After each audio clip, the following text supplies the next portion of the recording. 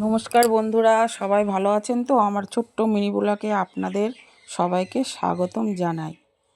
আজকে বাড়িতে আছি বন্ধুরা, কেননা সংসারে তো অনেক কাজ থাকে। সপ্তাহে একদিন বাড়িতে থাকলে সংসারে অনেক খুঁটিনাটি এটা ওটা করে আর ভালো মন্দ খাওয়ার সময় করে উঠাতে পারি না।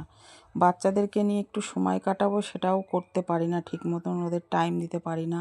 সেই জন্য ওর বাবা একটু রাত্রিবেলায় চিকেন নিয়েছিল, সেটাই বানাচ্ছি।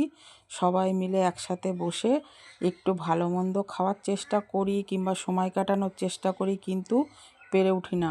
ওই জন্য আপনাদের সাথে শেয়ার করলাম আজকে। বন্ধুরা দেখেন, আমার বাচ্চাটাকেও সময় দিতে পারি না, এমনকি আমার ননদের ছেলে মেয়েরা আমার বাড়িতেই থাকে, ওদেরকেও একটু সময় দিতে পারি না। ওরাও আশায় বসে থাকে মামা মামি যেদিন বাড়িতে থাকবে সেদিন একটু ভালো মন্দ খাবো এক জায়গায় বসে, কিংবা একটু সময় কাটাবো, সেটাও করে উঠতে পারি না বন্ধুরা। যেহেতু আমাদের দুটো ব্যবসা, ওই যে ওর বাবা দেখেন ওই যে ফল নিয়ে, ও কালকে আমাদের শাড়ির হাট নেই বলে ওই জন্য ও ফলের ব্যবস্থা করছে।